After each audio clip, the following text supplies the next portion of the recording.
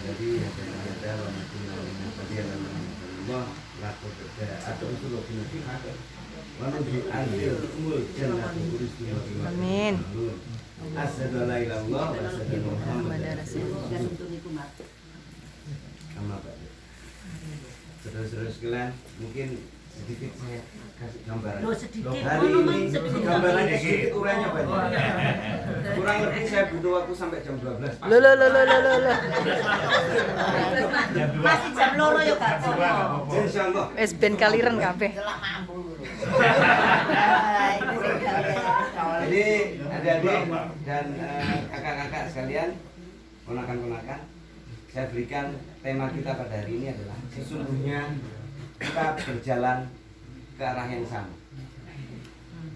Sesungguhnya saat ini kita semua berjalan ke arah yang sama, di titik awal dan titik akhir yang sama. Beberapa hari kemarin saya ajak anak-anak saya semuanya ke tempat sarian bapak kita, Bertip Dairy. Saya bisa di sana menunjukkan bahwa inilah sebenarnya akhir dari tujuan kita. Semua kita menuju ke sana.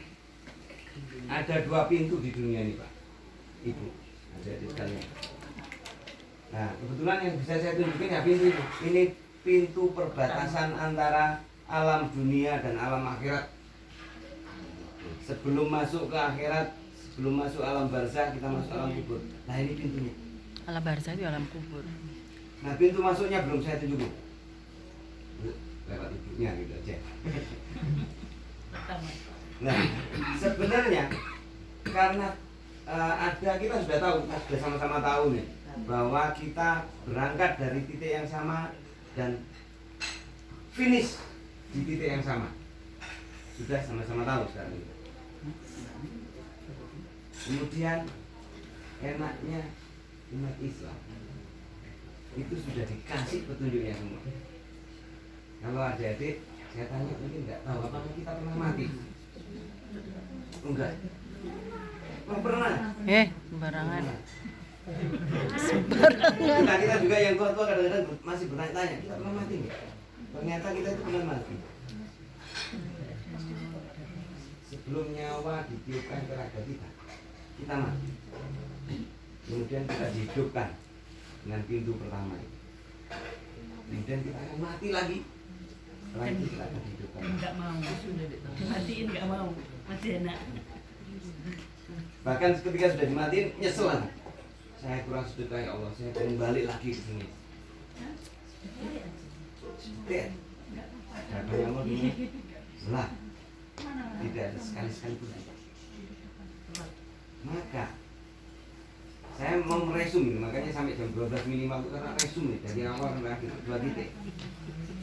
Jarak terdekat antara 2 titik apa enggak, Pak Dokter? Jarak terdekat antara 2 titik matematika SMP. Lali ya. Lurus. Dan itu alhamdulillahnya umat Islam nih. Berapa kali kita minta ditunjukkan garis yang lurus, jalan yang lurus? Minimal 17 kali. Ihdinas siratal mustaqim. Ini janji Allah yang benar-benar. Kadang-kadang kita nggak menyadari. Di awal kitab kita adalah ibu dari segala ayat, segala surat Al-Fatihah. Ternyata di situ sudah disebutkan. Zalikal kita pula kalau kita mau hidup dengan cara yang benar, ya ikutilah hudalinas, petunjuk kehidupan. Sehingga dengan petunjuk kehidupan itu, maka kita bisa menyelamatkan kita dan keluarga kita. Li anfusikum wa ahlikum naron. Selamatkanlah dirimu dan keluargamu dari api neraka. Dan kebetulan sekali saudara-saudara sekalian, tahu nih Zidan tadi saya nggak janjian. Ternyata dia bacakan di situ uraian dari petunjuk Hudalinas tadi. petunjuk bahwa bagaimana kita tidak tersesat, bagaimana kita ke jalan yang lurus setelah kita 17 kali minta. Dia bacakan enggak? Gimana? Innal ladzina kafaru min ahlil kitab wal musyrikin munfakina hatta ta'tiyahumul bayyinah. Orang-orang yang kufur itu lewat dari garis yang lurus. Siapa orang-orang yang kufur? Orang yang ahli kitab.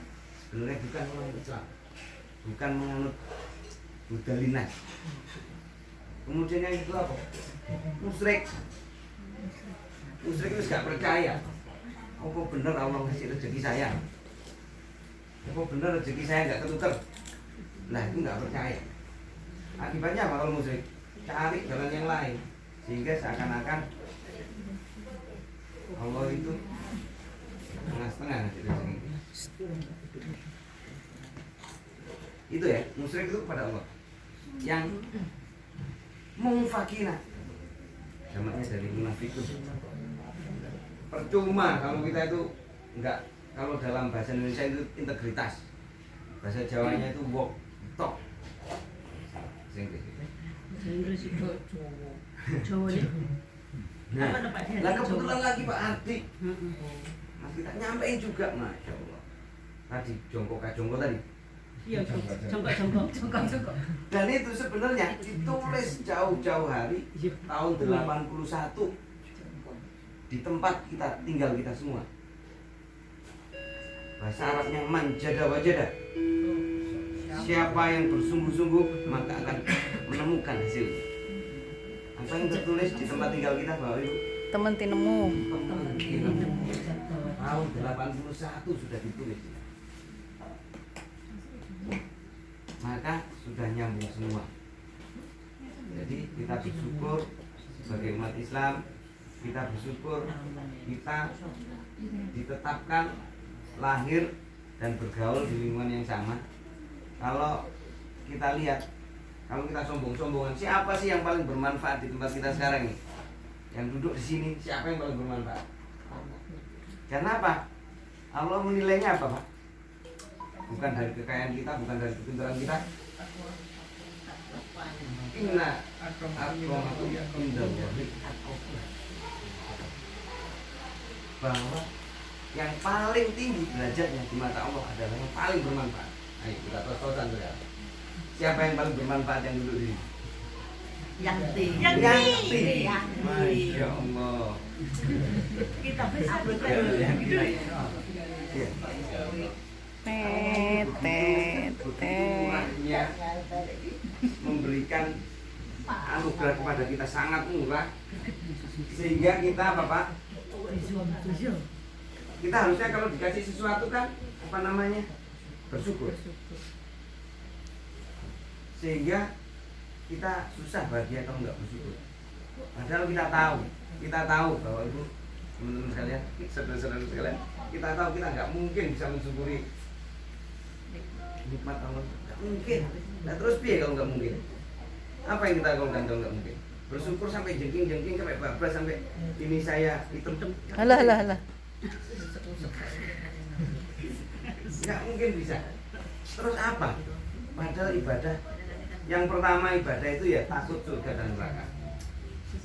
Yang kedua yang lebih tinggi dari itu adalah bersyukur.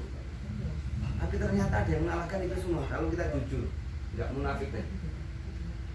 Kita nggak mampu mensyukuri, kita nggak akan mampu. Maka istighfarlah. Ya Allah, saya nggak bisa mensyukuri semua ini ya Allah. Saya masih kufur ya Allah. Saya ternyata nggak bahagia dengan apa yang kamu berikan. Padahal kalau benar-benar kita mensyukuri, orang yang paling mampu mensyukuri itu bisa memberikan semua yang dimilikinya kepada Islam. Dan saat ini, di tahun-tahun ini, yang bisa memberikan apa yang dia punya 40% hartanya kepada orang lain, itu ada ternyata. Ada yang pernah dengar? 40% hartanya dibagi. Dan sekarang menjadi salah satu orang terkaya. Dia adalah Mark Zuckerberg yang punya Facebook. 40%. Padahal dia nggak ngerti hudalina, nggak ngerti bersyukur. Tapi ada dua hukum. Kalau umat muslim itu hukumnya ya dunia dan akhirat. Tapi kalau orang yang kufur, kafirun, yang kenceng-kenceng katanya, itu di dunia doang. 40% tadi nanti akan dibalikkan kekayaannya, tapi di dunia doang, akhiratnya nggak dapat apa-apa. Ternyata kalau orang muslim ada 50% hartanya dikasih. Ada yang tahu nggak? Nah ini sebenarnya panjang menguraikan 50%. Kenapa orang kok bisa? Nggak mungkin kita kayaknya 50% ngasih harta kita. Kayaknya nggak bakal mungkin. Tapi ada orang yang bisa, dan itu hakul yakin dan bisa sangat dilogika. Dan yang 50% ngasih hartanya tadi ternyata kalah sama seseorang lagi yang saya kasihkan 100% harta saya. Dan itu sangat bisa dilogika. Masya Allah, kalau kita tahu logikanya, pantas Abu Bakar memberikan semua hartanya untuk perjuangan Islam. Umar bin Khattab memberikan 50% hartanya. Sekarang yang ngasih 40% Mark Zuckerberg, yang kedua Bill Gates. Orang kita mungkin nggak tahu, nggak ngasih tahu ke kita, karena dia nggak mau. Diam-diam beramal diam-diam. Insya Allah manusia langit itu akan selalu mengilhami kita. Jangan berputus asa pada saat kita melakukan sesuatu yang bermanfaat. Percayalah bahwa perbuatan baik itu tidak akan pernah sia-sia, apalagi untuk muslim. Ingat yang tadi, bahwa ketaatan itu bukan sekedar teori. Kalau menganggap itu semua teori, kitab kita itu teori, ya tadi mungfakin akhirnya. Jadi orang-orang yang munafik. Lalu kita mengingkari, nggak mungkin. Kayaknya hidup untuk ibadah itu hanya novel-novel, cerita-cerita masa lalu. Selama kita meyakini itu, kita masuk ke neraka. Innalladzina kafaru musyrikina mungfakina masuk di sana. Maka kita harus sangat berhati-hati. Kita harus meyakini bahwa petunjuk yang diberikan kepada kita itu mutlak menuntun dua titik tadi tetap di jalan yang lurus. Insya Allah mudah-mudahan kita semua bisa berkomitmen, berintegritas, melakukan itu semua. Sami'na wa ata'na, la haula wala quwata illa billah. Itu aja yang bisa sampaikan. Mudah-mudahan bisa jadi pelajaran untuk saya pribadi dan untuk adik-adik saya, juga untuk saudara-saudara saya. Dan saya nggak akan putus asa.